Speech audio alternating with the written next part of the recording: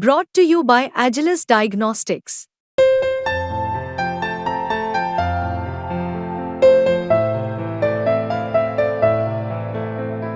Agilus Diagnostics.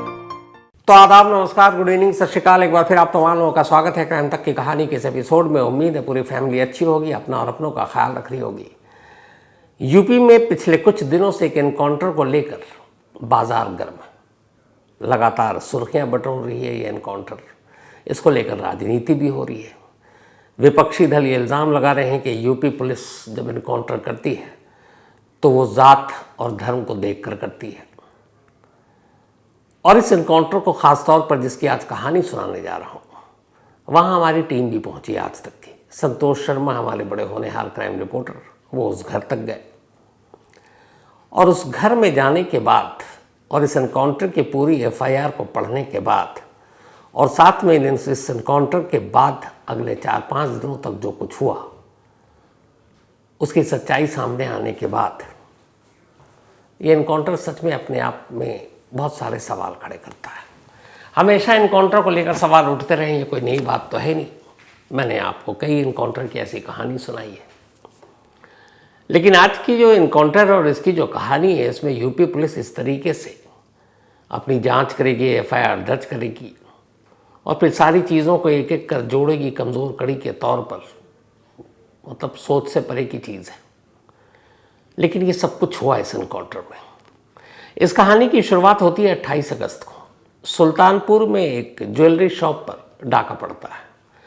5 नकाबपोश लोग उस jewellery shop में जाते हैं और वहाँ पर गन पॉइंट पर हथियार दिखाकर 1,40,00,000 रुपए के सोने, चांदी और हीरे के जेवरात लूट लेते हैं और कुछ कैश भी, करीब 3 लाख रुपए। अब इस हादसे के बाद हंगामा मच जाता। दिन दहाड़े एक ज्वेलरी शॉप में कोई आए और यूँ लूट पाट करके चला जाए, इसकी सीसीटीवी की तस्वीरें सामने आती हैं, वो मीडिया में चलती हैं, तो फिर लॉ एंड ऑर्डर पर तो सवाल उठना था। तो यूपी की कानून व्यवस्था पर इस सीसीटीवी फुटेज ने, जो इस ज्वेलरी शॉप में लूटपाट की थी, सवाल उठाने शुरू कर दिए। पुलिस के ऊपर दबाव पड़ा। आनन फानन में ये केस वहाँ की जो एसटीएफ है, उसको स्पेशल टास्क फोर्स, उसको दे दिया गया। 1,40,00,000 रुपए के लूट, वो भी दिन दहाड़े। दुकानदारों में भी गुस्सा। अब इस मामले की तफ्तीश शुरू होती है। 28 अगस्त को ये हुआ था। 5 सितंबर को एक एनकाउंटर होता है सुल्तानपुर के गांव के एक इलाके में। और उस एनकाउंटर की कहानी पुलिस ये बताती है कि 2 नौजवान एक मोटरसाइकिल पर जा रहे थे। पुलिस ने उन्हें रोकने की कोशिश की, लेकिन वो रुके नहीं, उल्टे पुलिस पर गोली चला दी। जवाबी फायर में उनमें से एक मारा गया। और यहीं इस घटना के बाद ये कहानी शुरू हुई। जो शख्स मारा गया उसका नाम है मंगेश यादव। बकौल यूपी पुलिस, मंगेश यादव उस 28 अगस्त की लूटपाट के 5 लोगों में जो शोरूम के अंदर थे उनमें से एक था। अब एक एनकाउंटर हुआ एक लुटेरे का, तो इसमें हंगामा क्यों होना चाहिए? हर मुजरिम को सज़ा मिलनी चाहिए। लेकिन ये बात अलग है कि अब हम लोग एनकाउंटर पर खुशियाँ मनाते हैं, ताली बजाते हैं, फूलों से स्वागत करते हैं, तो फिर पुलिस का तो हौसला बढ़ेगा। मैं बार बार कहता हूँ, आने वाले वक्त में जिस तरीके से अदालतों से इंसाफ देरी से मिलता है, अब लोगों के सब्र का बांध टूट गया और वो चाहते हैं कि इंसाफ हाथों हाथ हो, सड़क पर हो। तो फिर ऐसे एनकाउंटर होते हैं और लोगों का जो सपोर्ट है वो भी पुलिस के पास जाता है। लेकिन ऐसे एनकाउंटर आने वाले वक्त में कितने ख़तरनाक हो सकते हैं, इसका अंदाज़ा नहीं है अभी, क्योंकि कानून का काम है सज़ा देना, अदालतों का, पुलिस का काम नहीं है। लेकिन खैर, वो लंबी बात हो जाएगी, इस कहानी पर ही लौटते हैं। तो मंगेश यादव का एनकाउंटर हो चुका। एक लुटेरा जिसको पुलिस ने मार दिया। कायदे से इस पर किसी को हमदर्दी नहीं होनी चाहिए और किसी क्रिमिनल के साथ ऐसे हमदर्दी नहीं होनी चाहिए। लेकिन यहाँ ये मामला क्यों उठा, उसकी बहुत सारी वजह है। और बाकी लोगों को छोड़िए, खुद जो पुलिस की कहानी है उसमें इतने इसमें झोल है कि आखिर में आप लोग फैसला कीजिएगा कि ये मामला जो हुआ सही था या गलत था। तो 28 अगस्त को सुल्तानपुर के ज्वेलरी शॉप पर ये लूट हुई। पुलिस ने अपनी तफ्तीश की, एसटीएफ ने। पता चला कि इस लूटपाट में 14 लोग शामिल थे। इसकी पूरी प्लानिंग अमेठी में हुई और इसके बाद 3 अलग अलग टीमें थी, 5 अंदर गए, बाकी बाहर इधर उधर निकलना था। उन्होंने पहले रेकी की थी, सब कुछ हो गया। अब एसटीएफ को जब ये मामला दिया गया तो इत्तेफाक से एसटीएफ ने इन्हीं 14 लोगों में से 3 के बारे में पता किया कि ये भी 3 शामिल थे और एसटीएफ ने एक रोज़ बताया कि उन्होंने घेर लिया और उनका एनकाउंटर किया, पर तीनों के पैर में छूते हुए गोली निकल गई। कोई जख्मी नहीं हुए खास, छूते हुए निकल गई। तीनों को पकड़ लिया और यूपी पुलिस पैर में गोली मारने में बहुत माहिर है। आपको पता है, मैं कई बार कहता हूँ निशाना इतना सटीक कि इनको ओलंपिक में भेजना चाहिए, पर पता नहीं क्यों नहीं भेजते हैं। तो खैर, उन 3 लोगों को मामूली खरोच आई पैर में, उन तीनों को पकड़ लिया। अब बचे 11। इधर 3 का एनकाउंटर हुआ, उसी में से एक जो इस पूरे गैंग का, इस रॉबरी का सरगना बॉस विपिन सिंह, उसने वो एक हिस्ट्री शीटर था, उसने अपनी एक जमानत तोड़वाई और जाकर सरेंडर कर दिया और जेल चला गया। तो अब हो गए 4, अब बाकी बचे 10। अब इसी में एक मंगेश यादव का 5 तारीख को एनकाउंटर हो गया, तो हो गए 5, बाकी बचे 10। अब लेकिन जो मेन था सरगना, वो तो अपने आप बचा लिया उसने सरेंडर करके। तो हो सकता था उसे भी एनकाउंटर करनी है, हो सकता था ना करे, जैसे बाकी 3 के पैर को छूते हुए गोली निकल गई थी। लेकिन मारा गया सिर्फ मंगेश यादव इकलौता। और इन 5 के 5 जिसमें से 3 गिरफ्तार, एक ने सरेंडर किया, पुलिस ने पूछताछ की। उधर दुकानदार अपना बेचारा जिसके 1,40,00,000 रुपए लुटे हैं, वो दुकान बंद करके बैठा हुआ है कि भाई पुलिस वालों हमारा माल दिला दो, 1,40,00,000 बहुत बड़ी रकम है। लेकिन अभी तक उसका कहना है हमें कुछ मिले ही नहीं है, पुलिस वालों ने कुछ चांदी पकड़ा दिया और सोना गायब है सारा। अब आपके पास मास्टरमाइंड भी है, गैंग का सरगना भी है, लेकिन लूट का माल है ही नहीं। और वो बाकी 10 की कहानी कितनी सही है कितनी गलत किसी को पता नहीं। तो फिर सच्चाई क्या है? तो ये पूरी सच्चाई अब आपको बताता हूं। 28 अगस्त को रॉबरी हुई। इसके बाद 3 लड़कों को पुलिस ने पैर पे गोली चलाई और पकड़ा। उसके बाद पुलिस ने कुछ इनाम का ऐलान किया एक शख्स पर, उसका नाम है मंगेश यादव। और ये था कि ये भी उन 5 लोगों में नकाबपोश में एक था जो उस दिन रॉबरी करने के लिए गया था। मंगेश यादव के खिलाफ कुल 8 केस थे, लेकिन कभी भी किसी केस में उसके पास हथियार नहीं दिखाया गया। इवन उस पर अटेम्प्ट टू मर्डर का भी कोई केस नहीं था। छोटे मोटे जो केस होते हैं क्रिमिनल, वो केस थे और कोई इनाम नहीं, कुछ नहीं। अब अचानक 2 सितंबर को यूपी पुलिस बाकी सबके साथ साथ मंगेश यादव पर 50,000 रुपए का इनाम का ऐलान करती है 2 सितंबर को। इसके बाद सिर्फ 48 घंटे के अंदर 4 सितंबर को इनाम की रकम बढ़ाकर 1 लाख रुपए कर दिया जाता है। 4 सितंबर को, 2 सितंबर को 50,000, 4 सितंबर को 1 लाख और 5 सितंबर की सुबह 3:15 बजे के आसपास मंगेश यादव एक एनकाउंटर में ढेर। तो अब इनाम का रकम अलग मिलेगा, जो तरक्की मेडल है वो तो अलग मिलेगा। तो ये तो हो गई पुलिस की कहानी कि इस लूटपाट में शामिल एक बंदे को हमने एनकाउंटर में मार गिराया। अब इसकी डिटेल वाली कहानी भी सुन लीजिए। 2 सितंबर को इसी सुल्तानपुर के गांव में मंगेश यादव के घर सादी वर्दी में कुछ पुलिस वाले पहुंचते हैं रात को। घर में मंगेश यादव की मां, उसके पिता और एक बहन जो 10th क्लास में पढ़ती है। उससे उन्होंने पूछताछ की मंगेश यादव का, उन्होंने कहा घर में सो रहा है। पुलिस ने उससे कहा कि चलो ज़रा तुमसे कुछ थाने में पूछताछ करनी है। घर वालों को भी यही पुलिस ने कहा घबराओ मत, हम थाने में ले जा रहे हैं। 2 सितंबर की रात की बात है ये। हर चैनल पर पूरी फैमिली ये बयान दे चुकी है। अब 2 सितंबर ये वही तारीख है जिस दिन 50,000 रुपये का इनाम का ऐलान हुआ था मंगेश पर।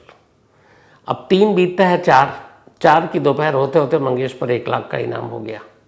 और इसके बाद अब 5 सितंबर आ गए और 5 सितंबर के 3:15 बजे यूपी पुलिस सुल्तानपुर के ही इलाके में एक जगह पर मंगेश यादव का एनकाउंटर कर देती है। और कहानी बताती है कि जो एफआईआर के हिसाब से पूरी कहानी है, अब वो पहले कहानी सुनिए फिर उसके एक एक पॉइंट बताता हूँ। एफआईआर के हिसाब से कहानी है कि एसटीएफ को खबर मिली कि इस लूटपाट में शामिल ज्वेलरी शॉप पर सुल्तानपुर के 2 बदमाश मोटरसाइकिल पर जा रहे हैं और एक मुखबिर ने खबर दी। पुलिस ने हाईवे पर जाल बिछाया, मुखबिर साथ में था। अचानक देखा कि देर रात एक मोटरसाइकिल बड़ी तेज रफ्तार से चली आ रही है। अब आप विजुअली भी थोड़ा ध्यान दीजिएगा, और ये मैं नहीं कह रहा हूँ, ये सब एफआईआर में लिखा हुआ है कि अचानक एक मोटरसाइकिल बेहद तीव्र गति से, इंग्लिश में उसको यही कहेंगे, ये हिंदी में, आसान हिंदी में, तेज रफ्तार, बहुत ही स्पीड में चली आ रही है। अचानक जो मुखबिर है उनके साथ पुलिस वालों को, वो टॉर्च की रोशनी में उस मोटरसाइकिल पर टॉर्च की रोशनी मारता और उसका इशारा देता कि यही है। ये लाइनें लिखी हुई। अब एक बार बताइए कि हाईवे पर एक रात करीब 2, 2:30, 3 बज रहे हैं, स्पीड से एक मोटरसाइकिल जा रही करीब 80 या 100 की स्पीड में, तमाम खड़े हुए पीछे, एक टॉर्च की रोशनी मारता है और वो टॉर्च की रोशनी मारते ही हेलमेट वेलमेट पहने हुआ है सामने शख्स, और वो कहता ही यही है। जादू की छड़ी होगी यूपी के पुलिस के पास कि 80-100 की स्पीड में टॉर्च की रोशनी में भी वो बता रहा है हाईवे पर कि ये वही मोटरसाइकिल पे बैठे हुए दोनों हैं जिनकी आपको तलाश है। खैर, अब उसके बाद पुलिस उनका पीछा करती है। पुलिस कहती है कि हम उन्हें रुकने का वो करते हैं, वो उल्टे हमारे ऊपर गोली चलाते हैं, फिर हम दोनों पीछा करते हैं, फिर वो एक जगह पे मुड़ जाते हैं। अब सड़क ऐसी थी कि वो ऊबड़ खाबड़, बैलेंस बिगड़ता है, मोटरसाइकिल गिर जाती है, फिर हम उन्हें वार्निंग देते हैं, फिर वो पीछे से गोली चलाते हैं, मजबूरन हमें गोली चलानी होती है और उसमें से मंगेश यादव की मौत हो जाती है। ये भी लिखा हुआ है, ये कानूनी दस्तावेज है जो आपको बता रहा हूँ। अब इससे पहले की तैयारी है, इससे पहले की एफआईआर में लिखी हुई कि हमें शाम को एक मुखबिर से खबर मिलती है कि आज उस लूटपाट में शामिल मंगेश यादव मोटरसाइकिल पर इस इलाके से गुजरेगा। ये सुनते ही एसटीएफ की टीम अपनी पूरी तैयारी करती है। हमें जो नियम ज्ञान कानून बताए गए थे कि ऐसे इनकाउंटर में कैसी सेफ्टी बरती जानी चाहिए, हमने वो सब किया। हमने बुलेट प्रूफ जैकेट पहने, हमने सारी चीज़ें ली, उसके सारी तैयारी की और मुखबिर के भरोसे पर हमने सारा नाका वाका लगा दिया। ये भी लिखा हुआ है। अब इत्तेफाक से इनकाउंटर के बाद, फ़ौरन बाद, जिस जगह पर ये इनकाउंटर हुआ, पूरी टीम जो इनकाउंटर में शामिल है, 8-10 से ज़्यादा लोग हैं उसमें, उन सब ने तस्वीर भी खिंचाई है, वहीं पे मोटरसाइकिल भी पड़ा हुआ है।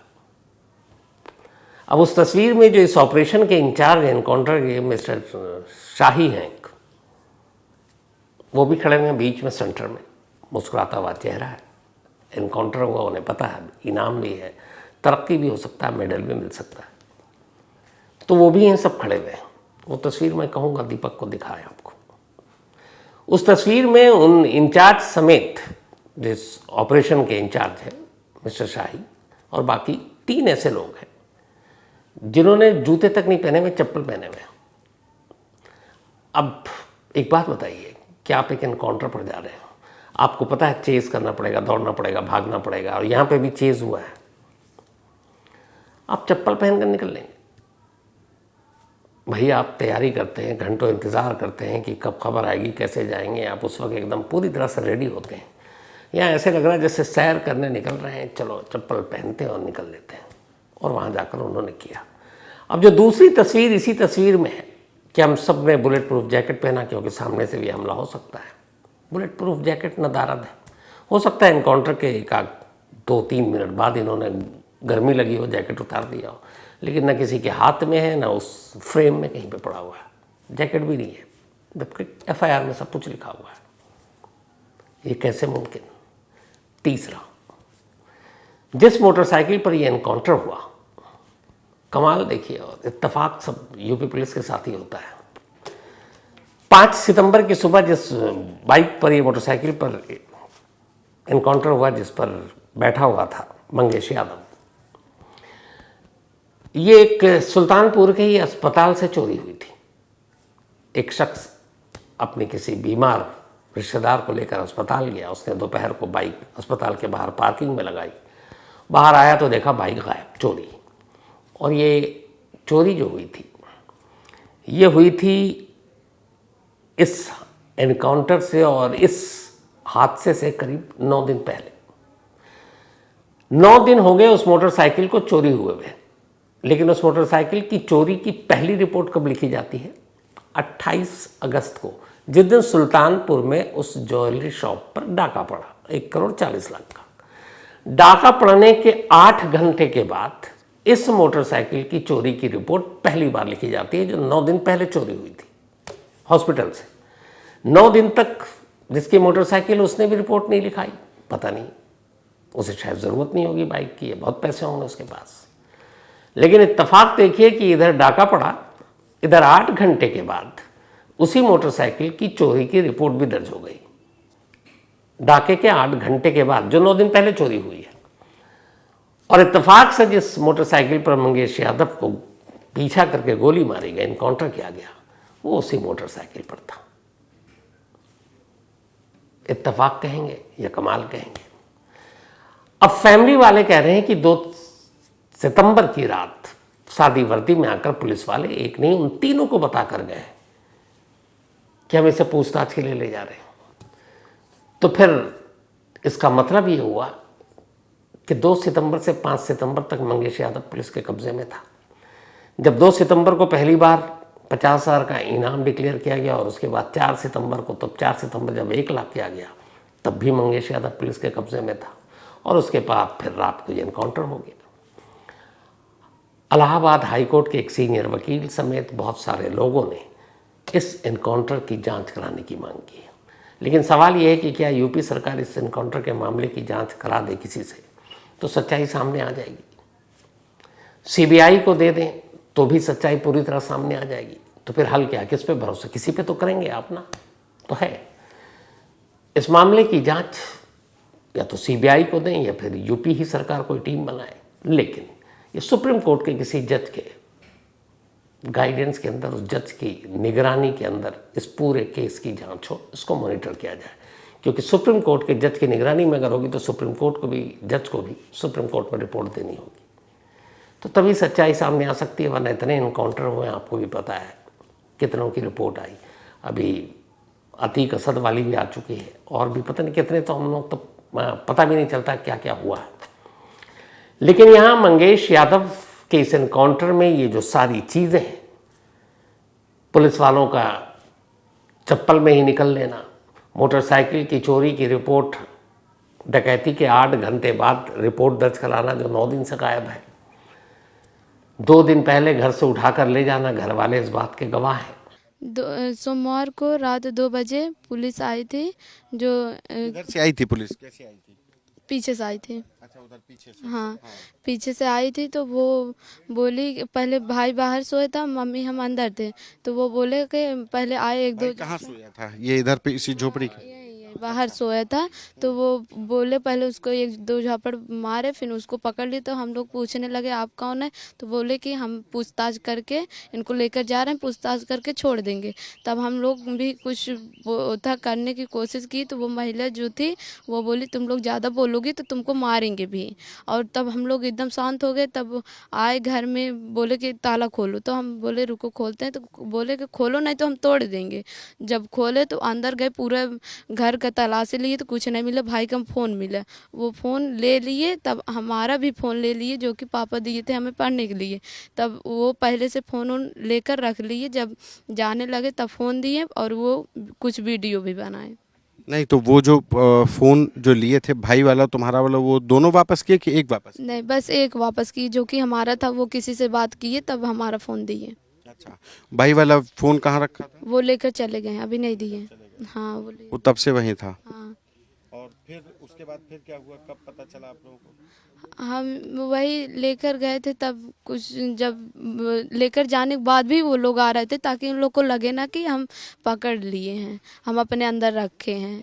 अब वो गांव वालों को ना पता चले, ना किसी को पता चले, ऐसे वो लोग किए हैं। तो यहाँ इसी तरफ से रात में कितनी देर के अंदर ले गए थे? सोमवार को ले गए थे? वही 15-20 मिनट तक वो लोग थे। अच्छा। हाँ। फिर आपने गांव में बताया किसी को? किसी को नहीं बताया। हम सोचे कि वो जब किए नहीं है तो वो पूछताछ करके छोड़ देगा।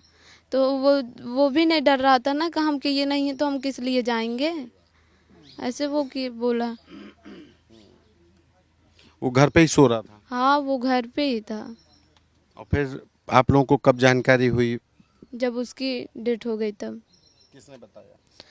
2-3 पुलिस आई थी, वो डायरेक्ट मम्मी से बता रहे हैं कि आप कुछ जानती हैं, तो मम्मी बोली नहीं हम कुछ नहीं जानते। बोले कि आपके बेटा मर चुका है, आप चलिए देख लीजिए, नहीं तो यहाँ पे नहीं आएंगे। तब पापा चाचा उचा कुछ बात हो तो उन लोग से किए, तब ऐसे ऐसे धीरे धीरे। और उसके घर की हालत आप देखें जिसमें पुलिस बता रही है कि ये ऐसे ऐसे है, वो घर भी गवाही दे रहा है। और सबसे बड़ी बात ये कि अगर आपने 5 लोग, 3 को तो वैसे ही पैर के पास गोली मार के पकड़ चुके हैं, मास्टरमाइंड अपने आप को सरेंडर कर चुका है, आप ये गोली खा चुका है, बरामदगी के नाम पर वो दुकानदार बेचारा बैठा हुआ ठगा महसूस कर रहा है, कह रहा साहब हमें तो कुछ चांदी दे दिए हैं और जो बाकी हमारा 1,40,00,000 का, उसमें तो हमें पता नहीं मिलेगा नहीं मिलेगा, क्या होगा ऊपर वाला जाने। तो उसके हिस्से भी कुछ नहीं आया है, तो फिर क्या कीजिएगा इस केस का। ऐसे बहुत सारे केस हैं साहब, लेकिन वही है कि इसमें जब इनकाउंटर और ऐसी सारी चीज़ों पर लोग खुश होने लगे, तालियां बजाने लगे, तो फिर सवाल कहाँ उठेगा। और अगर सवाल उठता है और जांच होती है तो फिर आप देखिए कितने पन्ने खुलते हैं। तो बात आज सिर्फ इस इनकाउंटर की नहीं है, बहुत सारे ऐसे इनकाउंटर हैं। और बात सिर्फ यूपी की भी नहीं, पूरे देश के अलग अलग स्टेट्स की भी उठा ले तो दूध का धुला कोई है नहीं। और वैसे भी हर इनकाउंटर अपने आप में एक सवाल खड़े करता है, तो आप उसको यूं ही नज़रअंदाज नहीं कर सकते।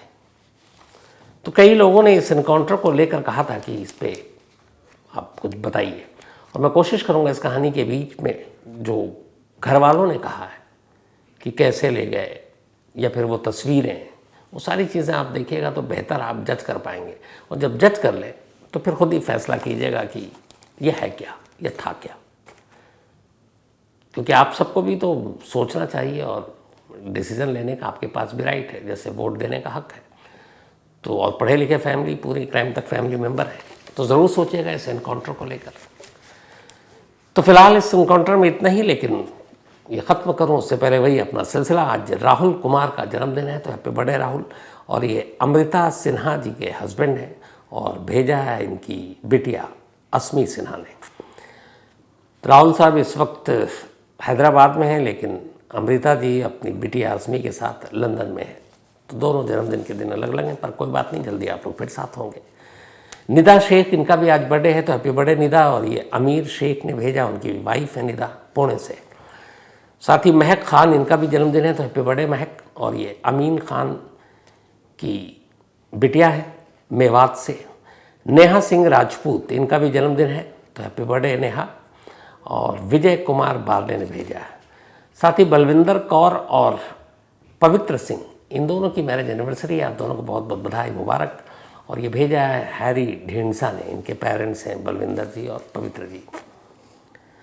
शैलेंद्र सिंह जी बीएसएफ से हैं और ये इन्होंने कहानी की फरमाइश की है। इसके अलावा मनीष मालवीय भोपाल से कहानी की फरमाइश की है।